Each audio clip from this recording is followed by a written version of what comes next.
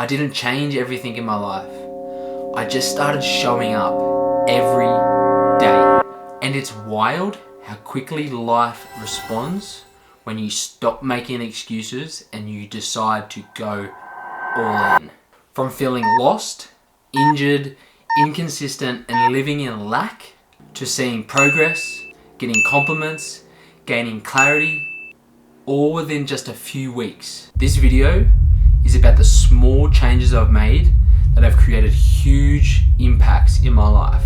And if you are in a rut right now, this might be the exact spark you need to pull yourself out of it. The magic you're looking for is in the work you're avoiding. I've noted that quote for a minute and I understand it, and I've always understood it, but this last week it rings really, really true. I've been going hard with the content and it's actually fucking working.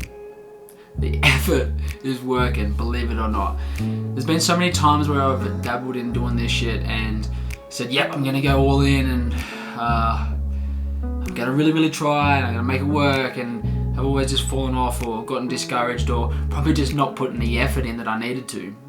But the last couple of weeks, I've put the effort in, I've done the work to make this shit better, and it's working, man. It's like, I'm proud of the content that I've been putting out. People are commenting on it, which is amazing. And I'm getting the most views on anything I ever have, with the least amount of followers I've ever had, starting from scratch, which feels pretty cool, and it just makes me realize that I'm going in the right direction.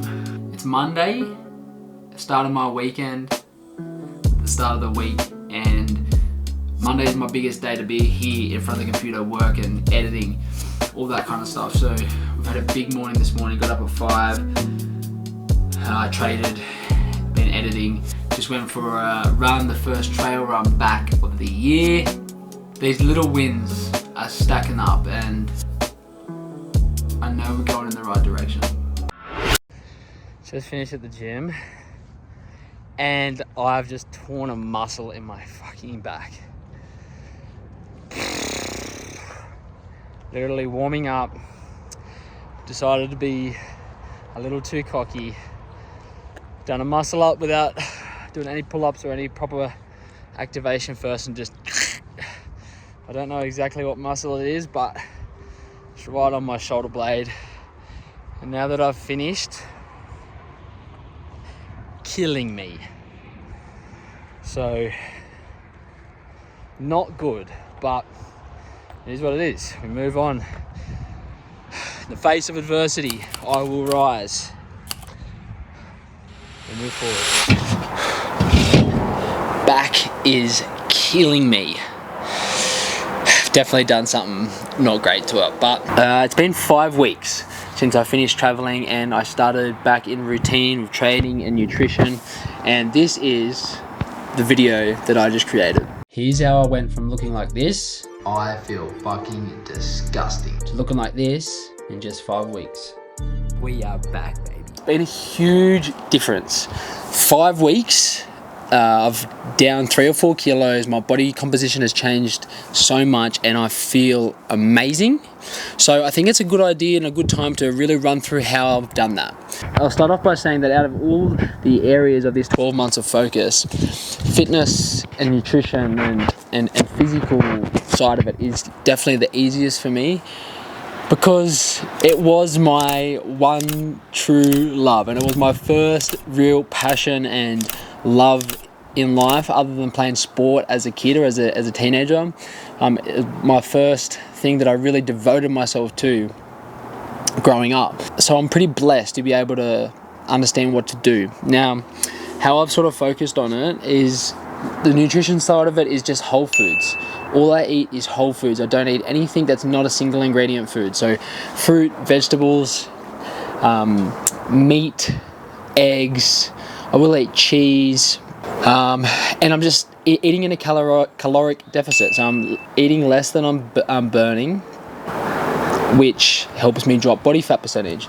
Now, in terms of actual physical training, I've came back and I wanted to switch it up because I've always done bodybuilding style stuff or functional fitness. So I've started doing calisthenics, which has been amazing, and it's so challenging and difficult, but I love it. And I couple that with running. So I'm alternating days, one day calisthenics, one day running, and then just having rest days as I need. Hydration has been massive also. So I make sure that I'm having at least 3 liters of water a day. I'm aiming for 4, which just keeps my body hydrated. It helps me stay full. And then the final part of it is steps, just movement. I really try and emphasize making or getting at least 12,000 steps in a day. I know that probably seems like a lot for some people, but I'm a very, very active person as it is, and I struggle to sit still anyway, so it's pretty easy for me to do. And I know from experience that when I'm on physically, when I'm training, when I'm getting enough sleep, when I'm drinking enough water, when I'm eating good food, I feel so much better, and it makes every aspect of my life so much better. So if you're starting your journey, if you're starting a 12 months of focus, or if you're trying to change your life, I really, really urge you to focus on your physical self first. Focus on getting fit, focus on eating right, focus on hydration, and I promise that everything else will follow. And again, like I said, if you need any help with that, please reach out and send me a message on here, or send me a message on Instagram, where I'm probably a little bit more active and communicable, and I can point you in the right direction. And that's what I want to do. I want to see everyone become the best version of themselves, and I truly believe that that starts with being in the best physical shape that you can be in. Thank you for listening to my fitness rant. Tuesday, I've done a big morning of editing, but it's a beautiful day here, and I'm very, very grateful for the sunshine, and I'm very, very grateful to be able to use my body the way that I do. It's really about the little things in life.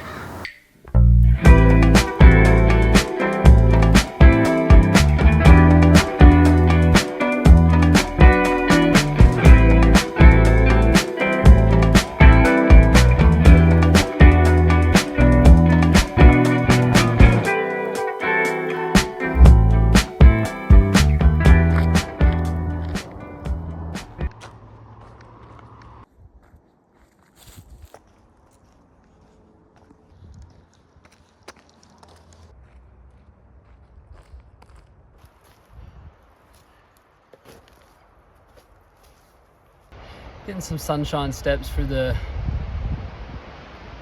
woods, I guess you'd say, before work tonight.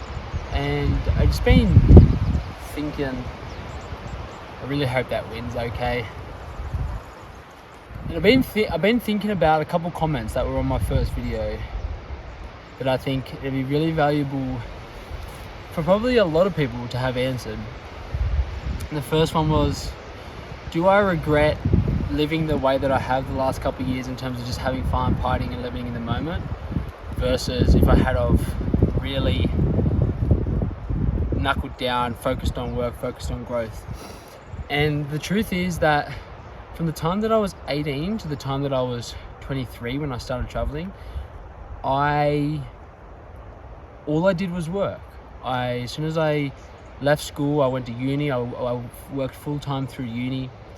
I started businesses like online fitness coaching businesses at the age of 20. Sorry, I'm looking over my shoulder for bears.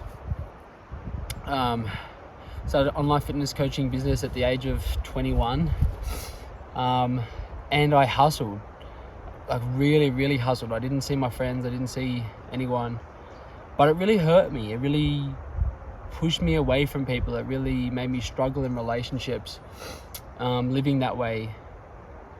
And it wasn't until I had a near-death experience and went to therapy that my life really changed. Now, the near-death experience and therapy, I'll talk about in another video, but something clicked inside me that was like, I haven't done anything, I haven't been anywhere, I haven't seen any of the world. So I quit my job and left, and living the way that I have for the last 2 years has been the best part of my life, and I've grown the most and learned the most about myself. I've been in experiences and situations that have forced me to be uncomfortable. And I know for a fact that if I hadn't have done that and I hadn't have traveled, there's no way that I'd be sitting here making these videos. So do I regret living this way and not hustling for the past couple of years? Not at all, because it's made me who I am today, and it's been the best time of my life. It was very uncomfortable and very unnatural for me to live that way, because I'm more comfortable in a setting of structure and working, but it has been incredible. But it's just time now that I've reached a phase of my life where I'm ready to sort my shit out, so to speak. And I can't recommend it enough to go travel, to pack up and move to another country, to have fun, to do crazy shit, to take risks, because living in the moment is the most important thing. Being present is the most important thing. Enjoying your life is the most important thing. It's not all about work. And you know, you can't do a lot of things without work and without money, I know that, but the experiences you gain from just living in the moment, carefree, are priceless. And the second thing that I want to talk about, the second question that I got was, it's so cool to see someone that's similar age and in the same situation really trying to start stuff, but the difference between me and him was that I actually just started doing it. And my answer to him was, I get it, man, I understand, but remember, the best time to plant a tree was 10 years ago. The second best time is right now. And all that means is just the past is gone. It's done. You can't take back what you've done. You can't take back not starting. But what you can do is start right now. And starting anything, whether it's a business, whether it's a fitness journey, whether it's a content creation journey, whatever it is, starting is the momentum you need to gain small wins that then turn into big wins. I think the one thing that I'm lucky and I'm blessed to have is the not give a fuckness in terms of whether I fail or not. And just starting is so important, because nothing's going to be perfect at the start. It's going to suck. Shit's going to be hard and be difficult and challenging, and you're going to cry at times. You're going to hate your life, but just start, and the universe will recognize that you're making a change in your life, and it'll put things and people and opportunities into your life that you need for your journey. If there's one little piece of advice that I could say about this, is start fast and figure it the fuck out later. Just start, make mistakes, learn, and build as you go.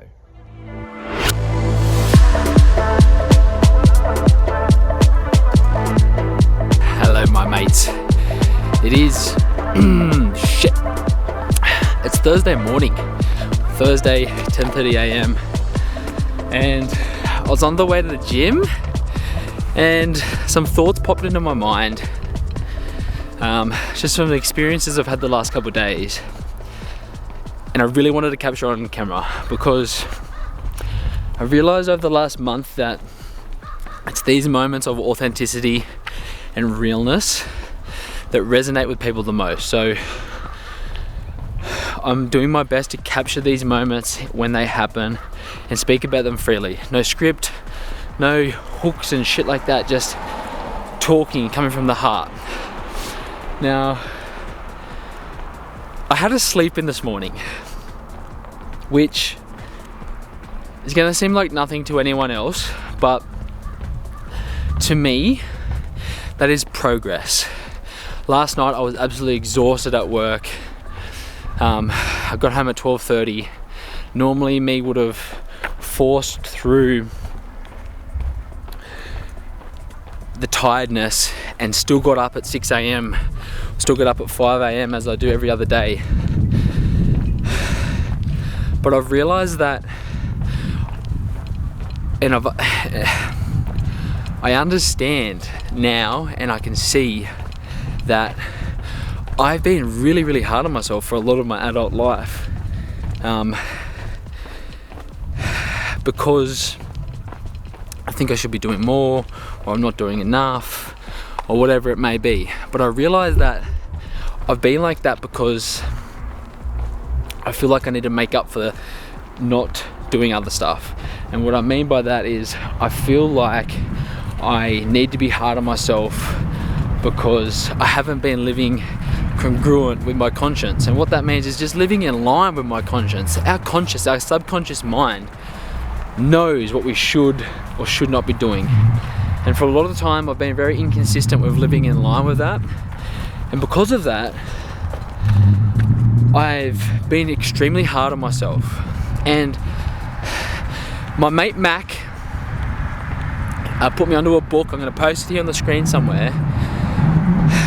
The Power of the Subconscious Mind by Dr. Joseph Murphy.